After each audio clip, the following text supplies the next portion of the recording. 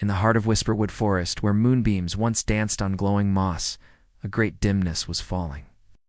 The heart tree, the forest's very soul, was fading, its light growing weak, and with it the spirits of the fireflies flickered low. All except for one. His name was Lumi, a young firefly, with a tiny body, but a surprisingly bright spark.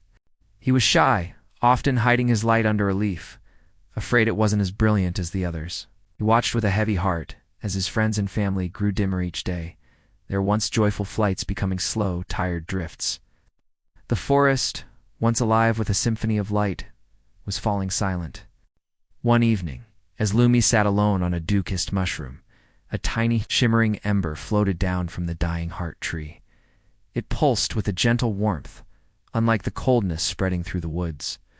The ember danced before him, beckoning him to follow.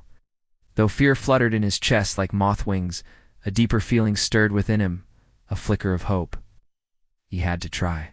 Taking a deep breath, Lumi followed the ember. It led him through tangled roots and past whispering ferns, deeper into the forest than he had ever dared to go. The air grew colder, and shadows twisted into menacing shapes. He wanted to turn back, to hide his small light away, but the ember pulsed, reminding him of his fading friends and the dying forest. He pushed onward. Finally, he reached the base of the majestic heart tree. Its ancient bark was cracked and gray, its magnificent glow reduced to a faint, struggling pulse. But guarding it was a terrifying sight. A swirling vortex of shadow, a monster born of fear and despair, coiled around the tree's trunk, draining its remaining life. The monster hissed, its formless shape lunging towards Lumi, threatening to extinguish his small flame forever. Lumi froze, his light shrinking in terror. He was just one tiny firefly. What could he possibly do against such a massive darkness? The monster swirled closer, the coldness washing over him. He was about to give up when the small ember zipped in front of him, pulsing brightly. It reminded him of his family, of the laughter that once filled the forest, of the beautiful world they were about to lose. It wasn't about being the biggest or the brightest. It was about sharing the light he had. A surge of courage he never knew he possessed flared within him. Lumi took another deep breath and, instead of hiding, he shone his light with all his might. He poured all his hope, all his love for his home into his glow. His tiny spark erupted into a brilliant, dazzling beam that pierced the gloom. The shadow monster recoiled, hissing as the pure light struck it. Lumi didn't stop. He flew around the creature, a tiny comet of defiance. The guiding ember merged with his own light, making it even stronger. He wasn't just a tiny firefly anymore. He was a beacon, seeing his courage. From all corners of the forest, other fireflies, who had been hiding their faint glows, began to shine their lights too.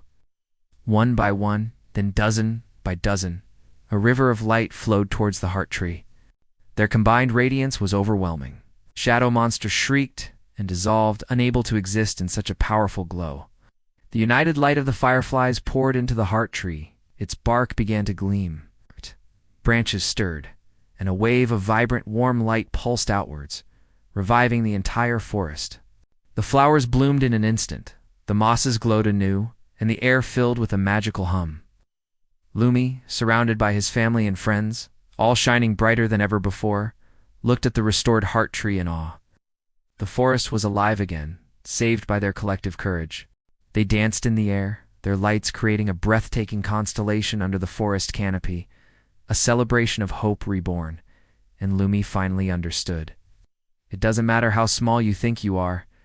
Even the tiniest spark, when shared with courage and love, can light up the entire world. Thanks for watching our story. If you enjoyed Lumi's adventure, don't forget to like and subscribe for more tales from our magical world. See you next time.